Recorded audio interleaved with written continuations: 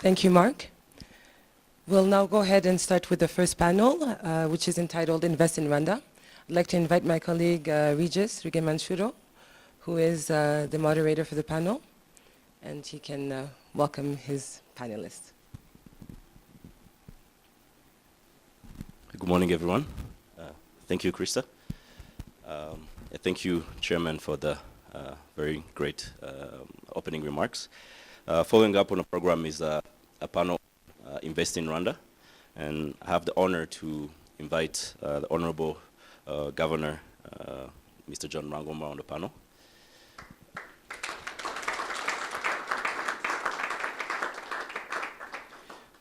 I would like also to invite Ms. Winfred Ngangure Kavega, Investment Marketing from RDB.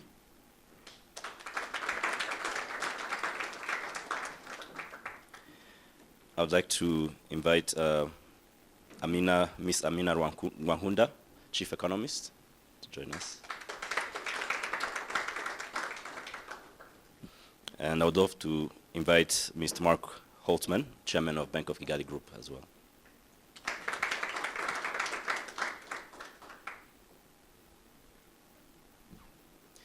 To start it off, we will start with a presentation from Honorable Governor.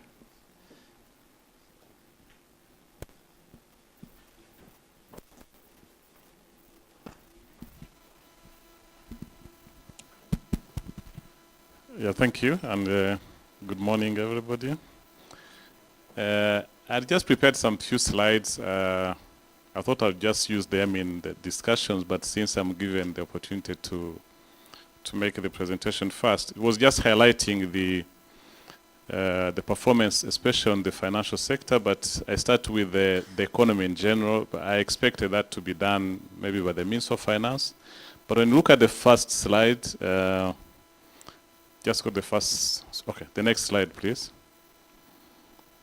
This just shows the structure of our economy. And the message here is the services sector has been growing and mainly driven by financial services. Financial services have been increasing, as we see on the other slides, almost by 20% per year in terms of assets. No, please go back to the, yes.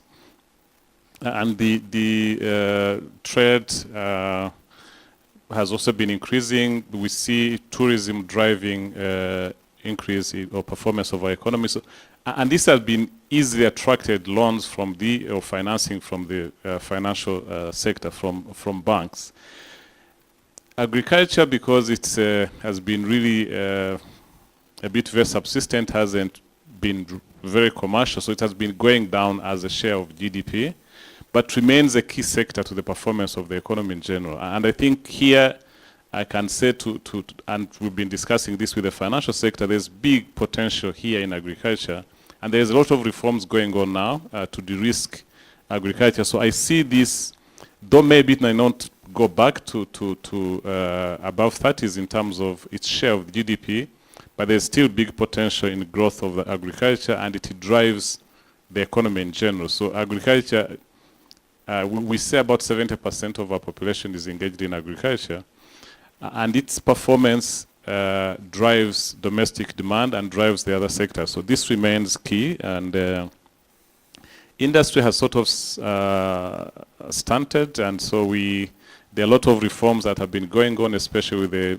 Made in Rwanda push, and we expect to see this growing again. In fact, when you look at the numbers of the first quarter of this year, the increase in new authorized loans, the big chunk of it is going into manufacturing, and we expect really industry also to pick up going forward. And so, in general, as Mark said, when you look at our economy, it's been growing at high rates relative to the global economy or even the African standards, but the potential to grow it even further is really big. So as we put our act together, as we work together from the private sector, public sector, expect to see big opportunities in continuing to grow the economy.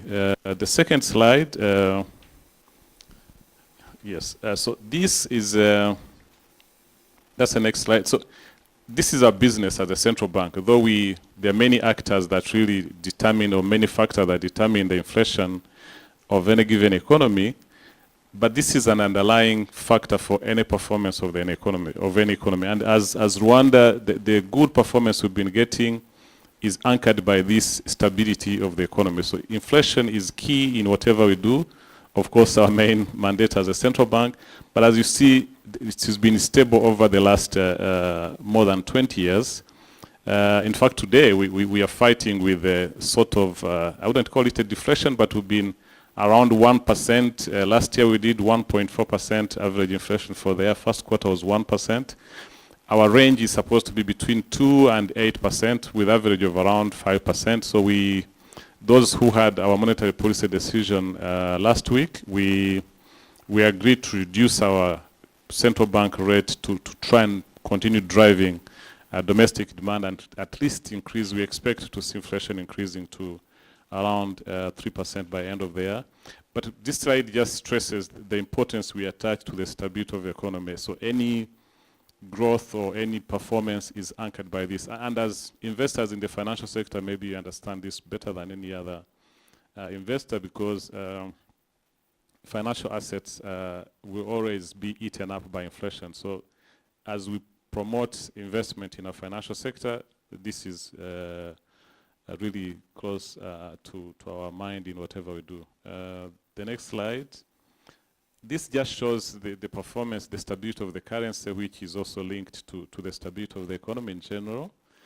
Though we have still gaps in our trade balances, but at least we've been able to see stability of the currency with an average depreciation of around 4.7% over the last 10 years. Next. Now, the financial sector in general, so it's been also very stable. Our banks collectively and individually are well capitalized and liquid. That's why they've been able to continue financing the private sector. And we see the assets of the sector growing to 56.1% of GDP from 46.2% in the last 5 years. I think this also shows the potential we have of growing our financial sector. At 56%, it's still very low. I think it's among the lowest in many countries. Normally, our objective, we expect to see this growing to above 100% of our economy. So as the economy gets monetized, we see the financial assets growing. And then, of course, credit plays a big role in the growth of these financial assets in general. So we see this growing to 24.8%. We had given ourselves, in our vision 2020, we had projected to grow this to 30%. I don't expect us meeting that target, but you see still big growth just in the last 5 years of more than 5% percentage points in our credit.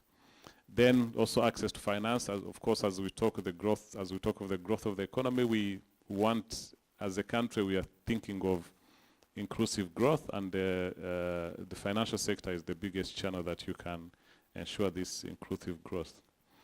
The next slide, I think this is the last slide that was showing the credit to the private sector. As you see, it's growing from almost below 50 billion to 1.8 trillion last year. And with average growth of around 20% per year over the last almost 20 years.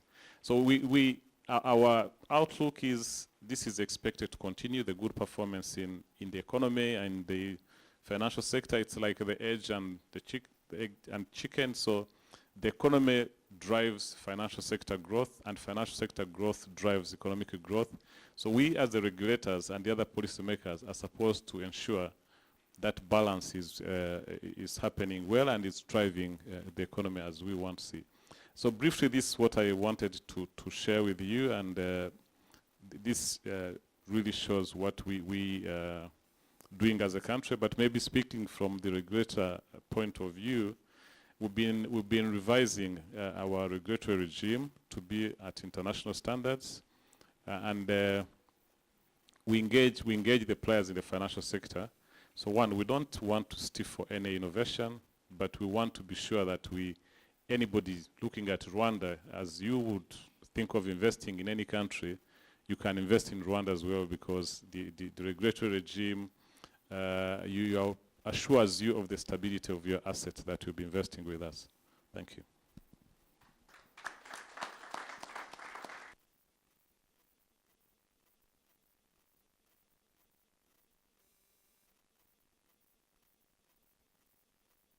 Thank you, Governor. I had a question, but it was very well covered in the presentation. So I'll move on to Ms. Winfred from RDB. Rwanda has boosted registered investments to $2 billion as of last year, and it's continued to attract key anchors like Volkswagen plants and Dela Marathons. What is RDB doing differently to achieve this, and particularly given the stiff global competition? Thank you. I think this success is not something that RDB would solemnly accreditate itself to, but I think it comes with the fact that, to answer specifically your question, 3 elements. One is having a very conducive business environment, ensuring that a number of reforms have been put in place from the different aspects of the different sectors, looking at particularly examples in terms of starting a business, making it much more friendly and conducive to the fact that today you can open up or set up a business within 6 hours, and basically in 6 hours you're able to start a business. Now, in addition to that, there are also several reforms that have been put in place to cater for the SMEs at whatever level that they are. Now, as a result of that, you today have Rwanda being the second easiest place to do business, and also 29th globally. And this has come from the position of 150 in 2008. Now you can imagine that over the span of years that have gone on, we've moved from 150 to the position of 29th. Now, interestingly enough, Rwanda is the only low-income economy that has come on the top 30 global ranking in terms of doing business. Secondly, in terms of what are we doing, is the fact that we are aware that everyone is eager and hungry for investment in the different economy. However, what we're trying to do today to attract these companies or many other similar companies is what we call the targeted approach or proactive investor engagement, in the sense that today we know what our economy is in need, and we can read it from the slides that Honorable Governor shared with us. If we still have the growth or share of GDP in the industry stagnant, that reflects that we need to attract investors within different industries to balance the share that we have seen. Now, why are we doing that is really to create the jobs and also have a contribution in terms of our exports as well out of the country. Targeting investors, we're targeting investors that are addressing these 2 challenges. And that means that we're looking for more investors within the manufacturing sector, and particularly looking at how can we move our agriculture sector to become less and less subsistence farming, but moving to more commercial farming. And we have particularly projects that are within that angle. For example, a particular one is the Gabiro Agro Park or agro-business investment that is looking at initial stage of a 5,600 hectare that is going to be leased to investors, so bought by investors within the blocks of 200 and 300 hectare for commercial farming. And then the next project that we have within agriculture also is looking at how can we transform our poultry or beef farming industry to more commercialization of this particular industry.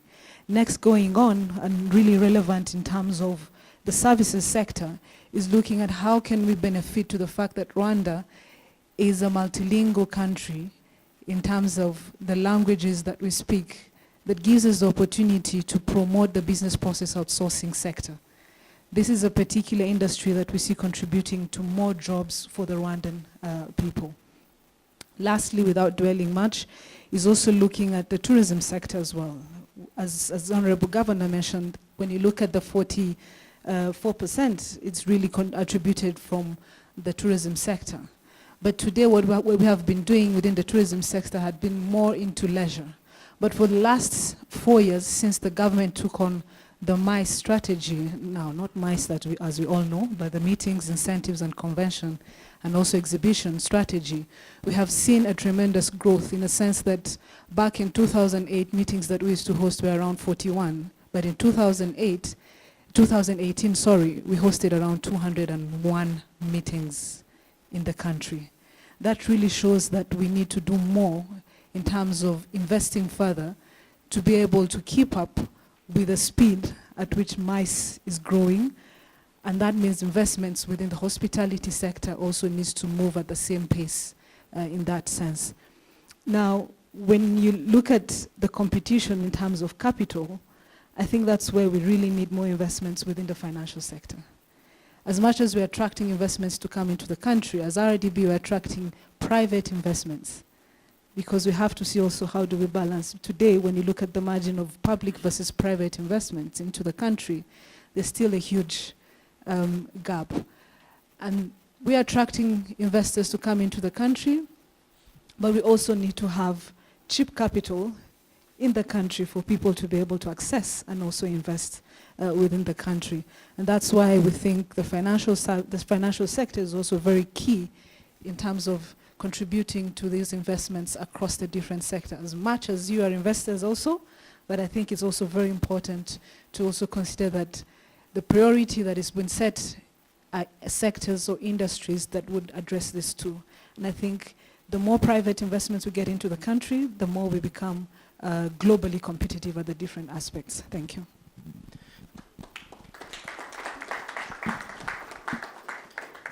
Thank you, Winfred. And hearing the governor speak in his presentation and hearing you speak as well, Rwanda is clearly committed to private sector-led development.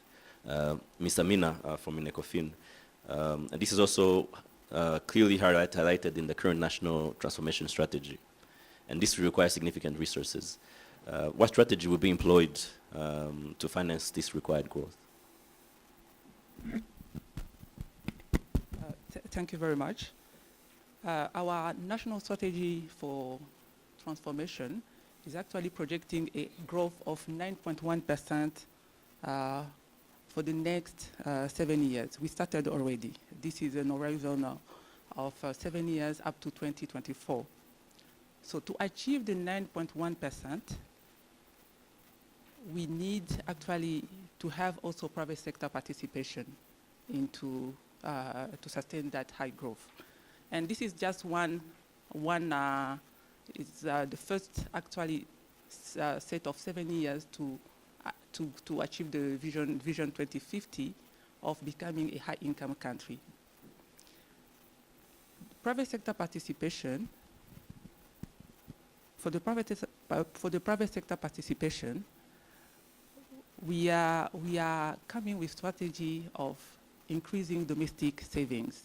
This is very important because in our economy today, the rate of saving is very low. It was less than 10% last year, actually declining. And looking at investment, we are seeing the private sector taking the lead, but we need even more.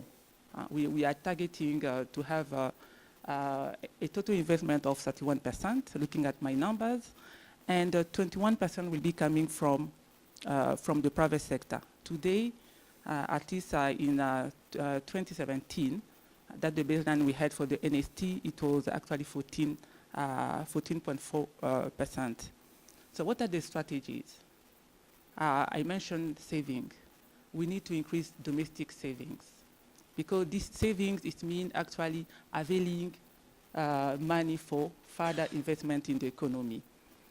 We've tried to estimate the costing of the NST, the National Strategy for Transformation, and we are expecting that 41% of the resources have to come from the private sector, and of which domestic investment is actually represent 25% of the private sector portion, and only 16 have to come from external sector. So it means we need to look at the capacity of our banks, our financial sector, and other way of raising fund, and also to study the intermediation between savers and the borrower, the savers, and the institution that will have to lend for investment, and improve that mechanism. We have also to attract FDIs. This is the work of RDB. They have to look at what are the key priority projects that we have in the country and try to attract foreign savings. This is a strategy for the medium term. For the medium term, we need foreign saving. But in the longer term, we should reduce that foreign saving, because at the same time, we are trying to increase our own capacity to finance our development. This is very important to have that shift. We first increase our saving, building capacity to finance our economy. But at the same time, we will still need foreign money, private money coming from abroad, going through PPP. But we need to be careful on what we're investing. We need to go for productive sector, as my colleague from RDB mentioned, so that we can build further capacity and productivity in the economy. In the long term, we won't be able to continue to rely on foreign investment, because this is a loan that we have to repay. We have to look at the capacity of the country to actually service and repay that debt. That's why it's very important. So the main strategy for the country is raising the rate of domestic saving, still improve the macroeconomic stability so that we attract FDIs, and also trying to look at how we can do a better intermediation to make sure that whatever we are saving, whatever we are doing as investment is actually going through the main key area of the country, in line with what we define in the NST. Thank you. Thank you, Amina. Mr. Mark Holtzman, clearly access to finance is a precondition for private sector to flourish, and to boost credit to private sector is one of the government of Rwanda's main objectives. What solutions has Bank of Kigali put in place for businesses? And if you don't mind elaborating, how does Bank of Kigali work with the government of Rwanda to improve access to finance, particularly in sectors that will spur transformation? Well, thank you, Regis. First of all, the government of Rwanda is extremely business friendly, I think, as you can gather from what you've heard. So it's a very much a collaborative partnership. Of course, we have a respectful relationship with our regulator, and that's constructive. It's good, it's positive, it's transparent. Since I already addressed some of the things I was going to say in my opening remarks, I'm going to, with your permission, turn the tables. The subject that Regis touched upon is, how do we serve a broader community? Where are the opportunities? As the governor, I think, alluded in his chart, the agricultural sector accounts for about 30% of economic activity in the country, but it only accounts for 6% of bank lending. And that's exactly what the governor was suggesting. There are tremendous opportunities. So with that, I'm going to ask Regis to address because he's really the point person that Diane has, on the line. Regis and Claude have put together an incredible app that is going to be debuted at Transform Rwanda Transform Africa next year. Or next week. Yeah. Sometimes they miss their deadlines and they like to think it's next year, but in this case, Regis is already ahead of the game. So, Regis, maybe you could talk about what you've been doing to catalog agriculture and how this app is going to be transformative not only for the consumer but for our business. Thank you, Mark. Turn of events. But happy to talk about it. This is something we're very passionate about, and we very committed to make a reality. So about 2 years ago, when we started the BK Tech House and looking for ways we can use technology to not only improve our services, but create more value for the country and for our shareholders, agriculture stood out as one of the areas that needed attention and with a lot of opportunities. I mean, the numbers states the facts: 70% live off of agriculture, 100% people eat, and 30% of GDP, yet very minimal commercial lending to the sector. So for us, it stood out as an opportunity, an area we can, if we manage to understand and the dynamism of the industry, we could not only de-risk, but also turn into a profitable area. As the biggest lender, it felt like it was also some sort of a duty to do this.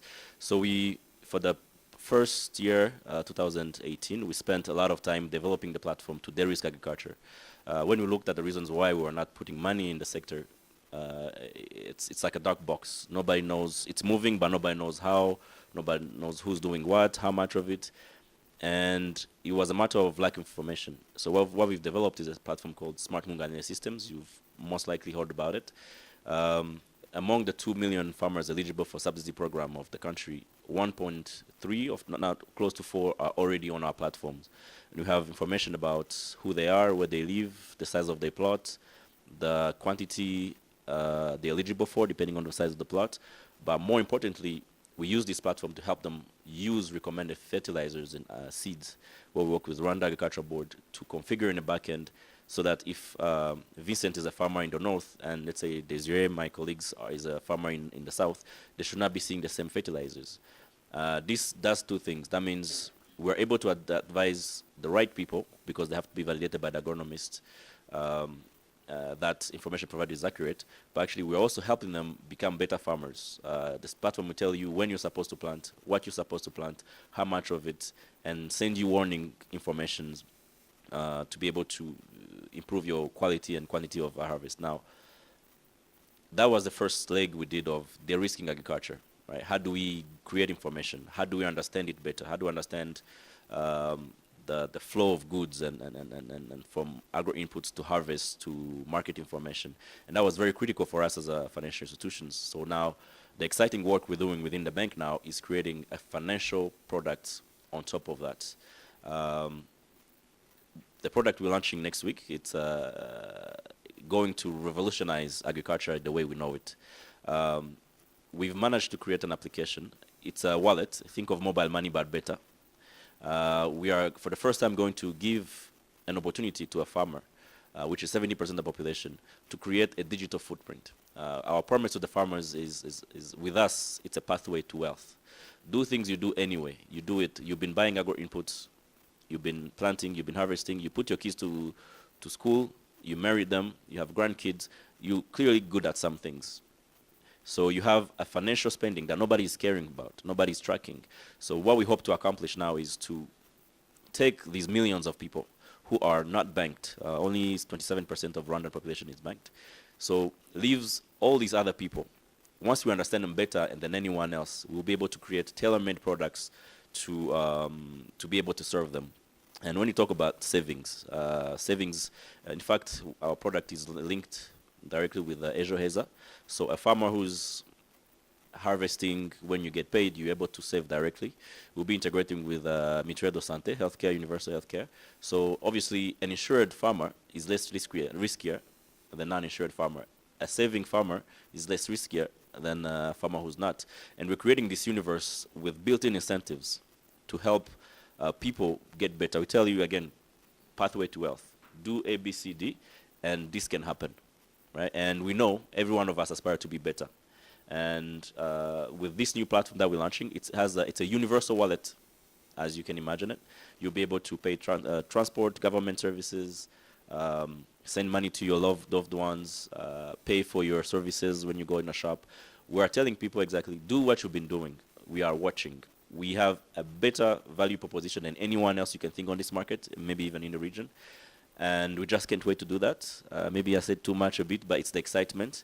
So far, we have managed to onboard close to 42,000 as of this morning, 8 a.m. 42,000 farmers. I'm sure you haven't heard any advertisement about it on the radio.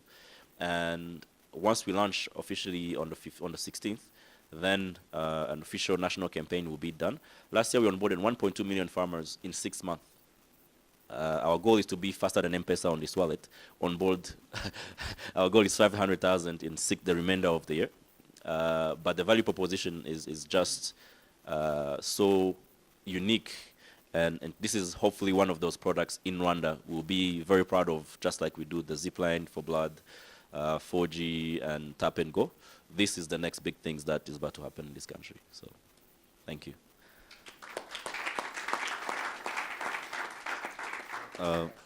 Yes, so for the sake of time, we'll open up the floor. And if 2 notes, we have very interesting presentations from Ms. Amina from Minecofin as well as Winfred from RDB. For the sake of time, we'll skip those and then we'll go to the questions from the audience.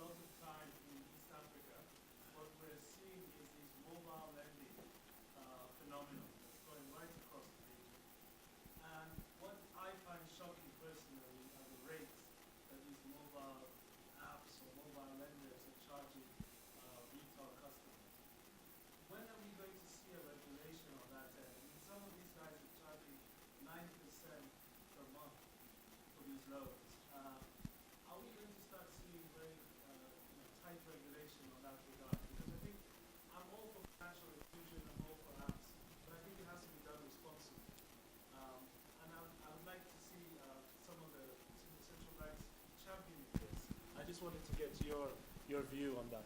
Thank you. Take another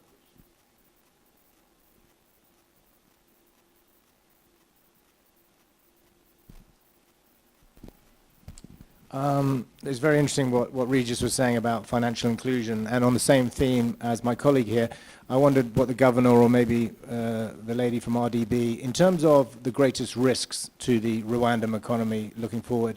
I mean, the drive to create larger commercial, agricultural areas, etc., sounds promising, but is there any danger to inequality and societal inclusion in terms of the drive to aggregate some of the agriculture and just generally, as I said, what do you see as the sort of greatest risks at the moment to the Rwandan economy outlook?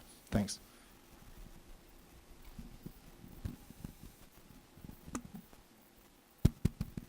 Yeah, thank you. Yes, the question on the rates of these mobile lending products is true. The rates are very high, and we internally discussed it as well. And when the products were being introduced here, we said it's really good. And in fact, when you look at like by the end of this year, most of these products started last year. Most of the banks lending. The good thing that we noted was the uptake of the outreach. Within 1 year, these products had reached around 200,000 people. When the traditional channels of lending, we have only 450,000 borrowers. That is over so many years. So at least we note that advantage of accessibility of these products. But the question was the cost. And we had to talk to our colleagues in Kenya because they have been in this for quite some time. So what's your experience with this? So what we noticed is that, yes, true, it's costly, but it's, would I say, affordable? Because these are very short-term loans that, in fact, while the cost is around 7% per month, the borrowers have been able to use it to change their lives. So that's an advantage we see. While it's high, we take note of that. And I think on your question of whether we are about regulate it, we don't believe in regulating the costs of financial products or rates of financial products. Because if we start regulating these mobile money lending rates, then we also have to go to the banking lending rates. There's been a lot of complaints around that anyway. So if we are to do it, we would have started with the traditional loans. We've had a lot of push, like what happened in Kenya, where they had to cap interest rates.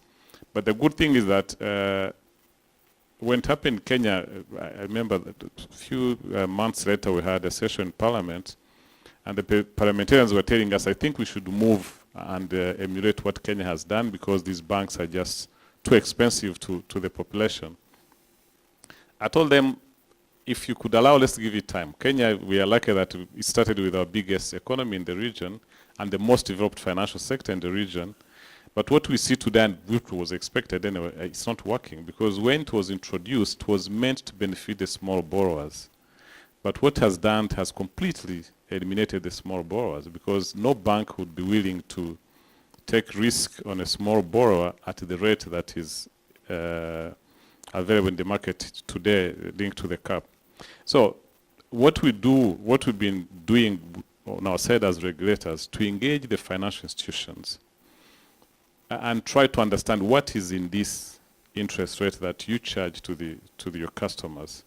What can be done to deal with these components that keeps the interest rate high, to be able to reduce the rate. So, for example, on these mobile loans, the investment has been high, so at least they see that investment. But the good thing is, what we are seeing today, the credit risk is small, is low. So I think with that, we expect to see going forward these rates going down. So we want to leave it to the market forces, but we engage at least the regulated institutions, and we engaging in discussing, not dialecting. And so we hope going forward we'll see these rates going down. But what is important, it's making a difference to the lives of the population. Maybe when you answer the second question. Thank you. In terms of what's the danger or the risk that we see looking at the societal inclusion or inequality, I think the biggest risk we see is the social cohesion that comes with urbanization and the development of, bringing more industries into the economy. But also in that aspect, the government and there are different strategies that have been put in place to continuously address this potential risk that would be coming. For example, we have 9 industrial parks that have been earmarked across the country. And the whole purpose of this is to really address that social cohesion, where people are coming from the different corners of the country into Kigali city for purposely jobs and also other opportunities. But with the industrial parks across the country, then you get the jobs to where the people are, and you avoid that aspects of people actually literally leaving their families for opportunities in the city. Secondly is also having 6 secondary cities that have been earmarked or established in the country today. These secondary cities also have the same industrial parks, and the objective is to have similar infrastructure or almost the same infrastructure that you have in Kigali, also services as well. If you take a very good example of Rubavu, which is one of the secondary cities, you're going to have an industrial park there, but it's something that is also very important and we see speaks to how the risk is also being addressed. As you may all know, the Rwanda Goma or Rubavu Goma market is the second largest or the second biggest cross-border market globally. The first is Mexico and US, and the second is Rubavu Goma cross-border market. But how is this market operating today? I think it's really the ordinary traditional way practice in terms of the market. But when you think about how many are actually leaving Rubavu for jobs in Kigali, they're few, because that is where the opportunity is. They have seen the potential there, and the focus is there. The other day we were doing what we call at RDB the investment, domestic investment forum, And you could really see the appetite for investors in Rubavu. They're actually telling you, by the way, RDB, I don't know what you're doing, but there's this investment that we've already seen here at the border, which is really putting up a mall. And I remember asking them, a mall in Rubavu, and they said, oh, you don't know the kind of money that is here. And that really tells you that people have seen that coming to Kigali, yes, the opportunities are there, but actually back home, there's much more that I can do that can give me much more revenue. So in terms of what are the risks there, I think the major one is the social cohesion, but there are elements and strategies that have been put in place to address those particular risks. Secondly is also when you look at other elements in terms of what government has also done or the policies put in place is looking at smart investments on how to connect the country to the different markets. Establishing in Rwanda gives you a market access of around, just close proximity of around 80 million market. Now, not only when you're connected, that you can also access that market. The fact of also having a universal visa regime also opens up for different investors, tourists, and several others to come into the country and also make it much more easy to do business or operate from here and supply or distribute to the neighboring countries as well. So I think there's more that comes as you develop, but for now, I think as soon as we implement effectively the different strategies that have been put in place, then we should be able to address to some extent those risks. Thank you. Maybe to just add on what she says, maybe putting on the hat of my former job in government, not as a regulator, I think what government does in most cases, like the project she was referring to in Eastern Province, the resettlement of the population that is in that area takes into account their livelihood going forward. I think so far the proposal is to lease the land from the landowners. At least they get that lease income. And this land is, the productivity of this land is going to be multiplied maybe more than 10 times. So these are farmers that own land, but in actual fact, what they earn, what they get from this land, I think they'll be in a better, they have better lives by getting this lease fee, but also it creates jobs. So the settlement is around the projects, and they start earning revenues from jobs created by these investments. So I think at the end of the day, if anything, it will improve on the lives of the population that or owns this land and what they do today. The productivity is terribly low, and this investment is going to change the whole lives of the population that are living around the projects.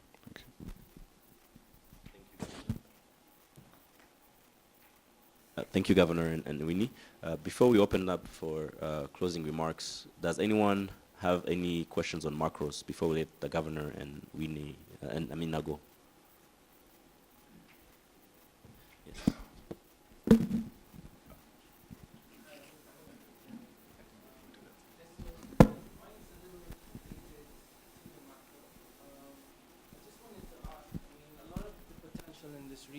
Thank you.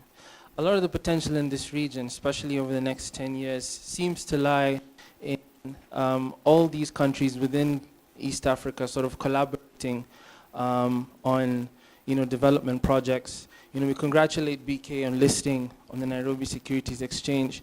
I just wanted to get your thoughts on what you think about an East African stock exchange. It's something that we think would increase participation from foreign investors. It will make life for the participants like ourselves, EFG, a lot more exciting in the region. Just what do you think about these collaborative efforts, these countries coming together? Thanks.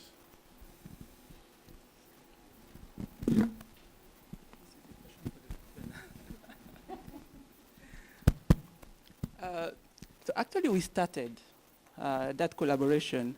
So at EAC level, we have a project of actually linking the regional capital market in a one platform, so that investors from different countries can actually move and invest easily. So we are doing what we call policy harmonization, try to make easy for our people in the region, and also to invest, and capital inflow also to move easily. So that potential is there, and as Rwanda we started already. So today as the government is doing a quarterly bond issuance, and those bonds, even the treasury bills, are listed on the capital market. And those are opportunities for saving that are open not only for Rwandans, but also for investors in the region and beyond. So we started, and I think Kenya is doing the same, but we just need to make it easier for people to really to invest. We are also looking at how to pull investment from outside the EAC region, looking at Congo, which is a big market for Rwanda, and there is a lot of opportunity in terms of trade. We can also attract investment in terms of inflows coming into the country. So this is already there. That's why we'll not only discuss macroeconomic stability for the domestic economy. We'll meet regularly with our colleagues in the region and discuss even the regional macro stability. So this is something that we have already in place, and it's going well as a project. I think we are supposed to even, in terms of that platform for capital market, we are working with the Rwanda Stock Exchange. We are supposed to go live, I think, in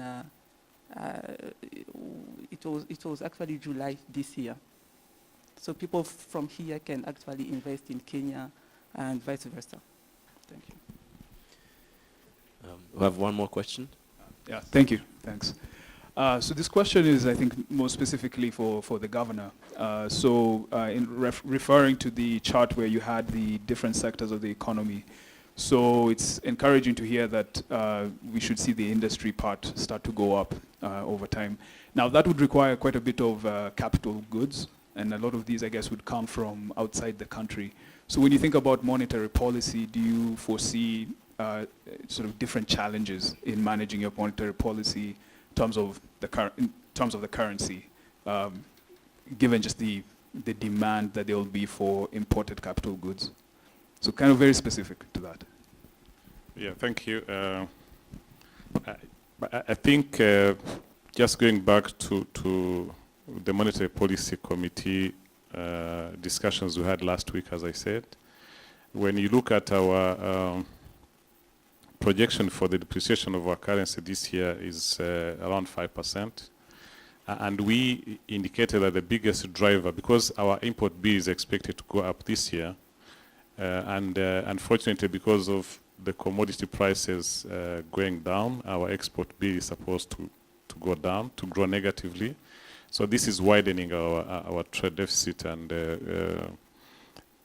But the good thing is the financial flows, we expect to see good performance from tourism, as I said, from the foreign direct investment and the remittances. So we don't expect any big challenges on the currency. I think as you saw on the graph, the 4.7% average depreciation. If there's the normal investments required, as you said, yes, we import capital goods for investment in manufacturing, but also still importing a lot of intermediate goods for these for the industrial needs as well. But the good thing, we've started seeing diversification of our exports. I think the Congo market, they said, now we see industrial or manufactured products being exported from Rwanda to the region, and that is improving our export base as well. So at least we are diversifying the export base.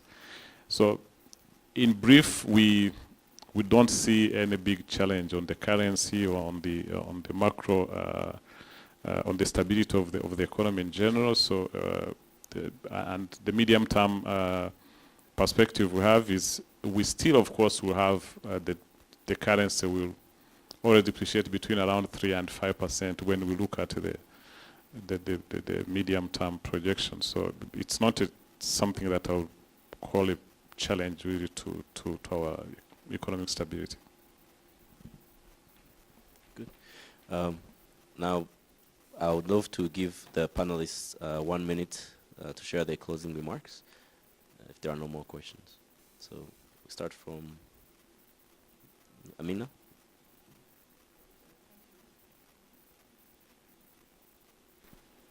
So as we are closing the panel, I would like just to reassure our investors that the macro prospect is actually good. I had actually a slide in my presentation showing the GDP projections that we have for the medium term. So we are expecting that the economy will continue to grow. The momentum that we had last year of 8.6% will continue over the medium term. We have, next please. I think we can go to the GDP table.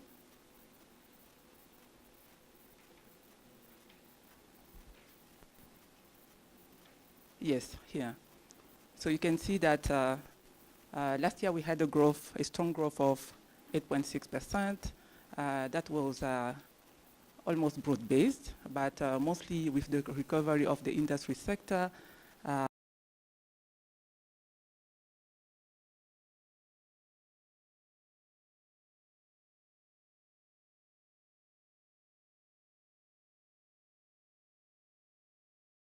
You can see that we are going to sustain an average growth of 8%.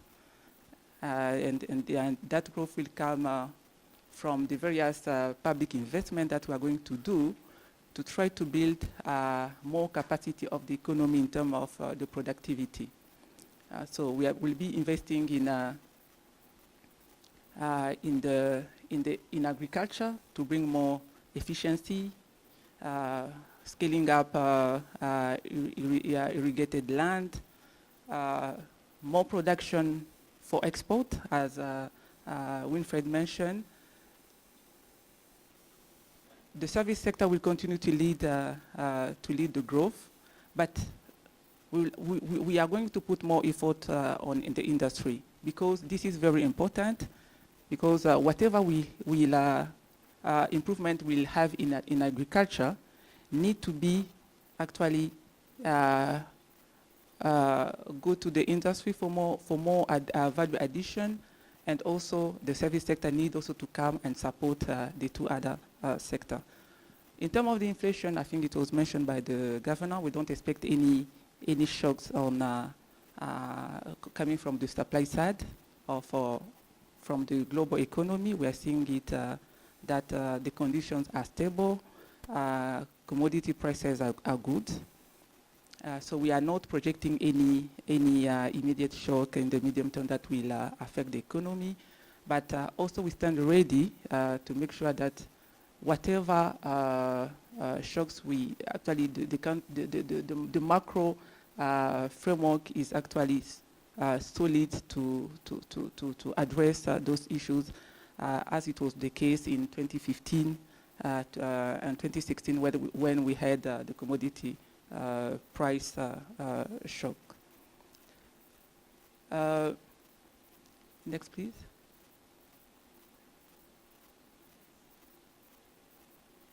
So on the next external sector, also we are seeing really good development. Our export will continue to grow. Export of goods and services. The current account, the red line, is actually will continue to improve, and this will also help on economic activities in maintaining the currency strong. We'll have less depreciation. And you can, on the graph, you can see that the level of reserve and the main inflows coming from abroad will also continue to grow. So in brief, the medium term look very good. The momentum in terms of the growth will be maintained, and the risk we are seeing is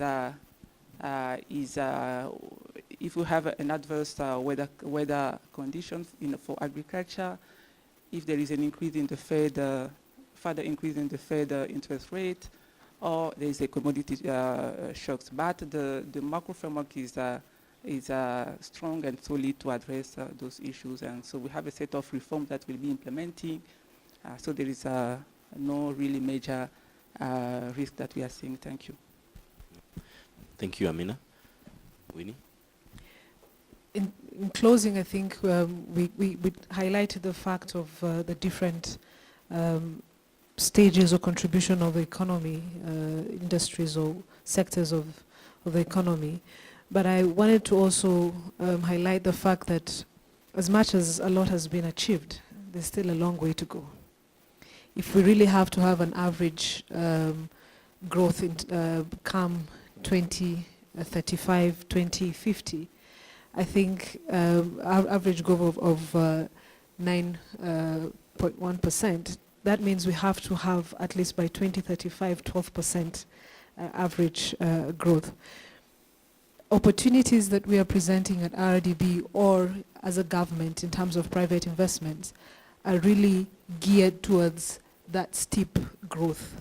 And that means that a lot of efforts have to be put within the different sectors that I highlighted before within the manufacturing sector, but also within the services sector and also within the mining sector. And when we talk about the mining sector, we are moving to value addition and also to more industrialized mining as opposed to the current artisanal mining that is taking place today.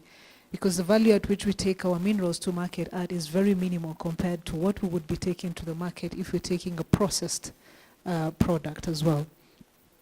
We've seen that there has been a stiff growth in terms of over 5 years, in terms of 24% investments in the country. So we're talked about 2 billion. I mean, it's the first time we've got to the $2 billion investment registration.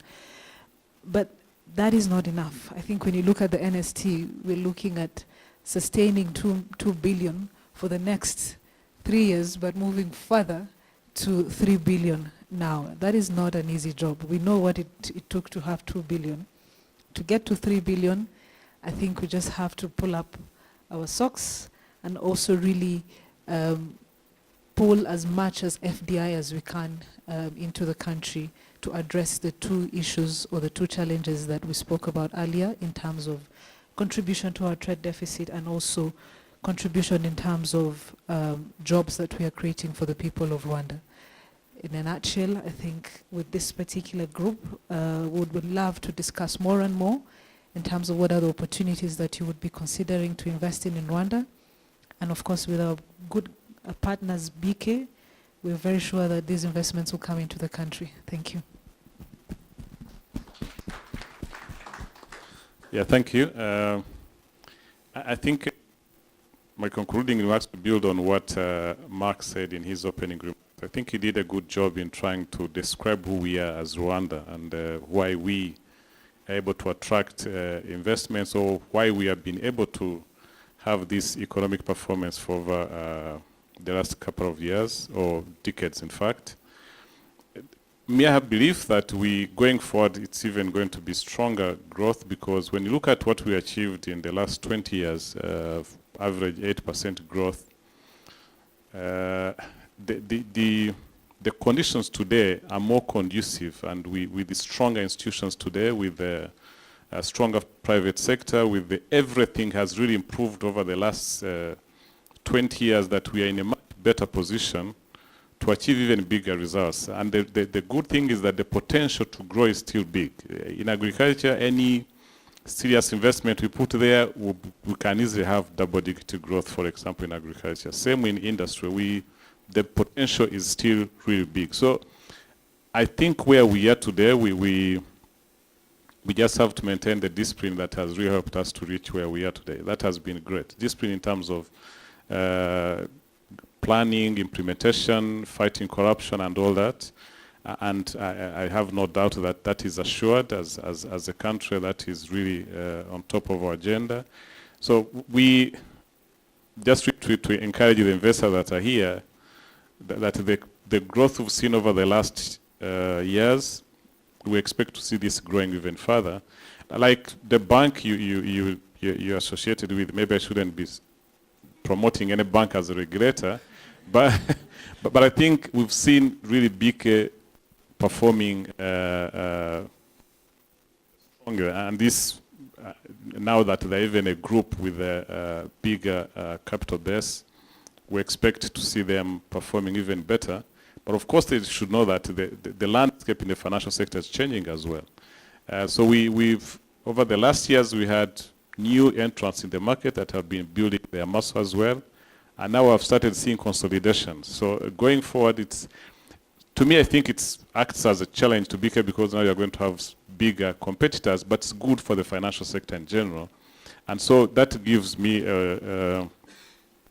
comfort that we'll have a stronger financial institution that can finance bigger projects. Today we've had some of our projects being outsourced to capital from Nairobi, but as we see the financial sector strengthening here, we expect to see even further growth of the financial sector and the financing of the private sector. I know you are going to be launching your product next week, but I think with the little we've had, I really want to congratulate you, BK, for this product because, as I said, agriculture is where we have big potential there, and not just in terms of growing the economy, but also in terms of improving the lives of our population. So this product is going to make a big difference. So I hope you have all the other ingredients built around the product to make it a success, and we are happy to hear this. So thank you, and thanks for inviting us to engage with your investors. Thank you.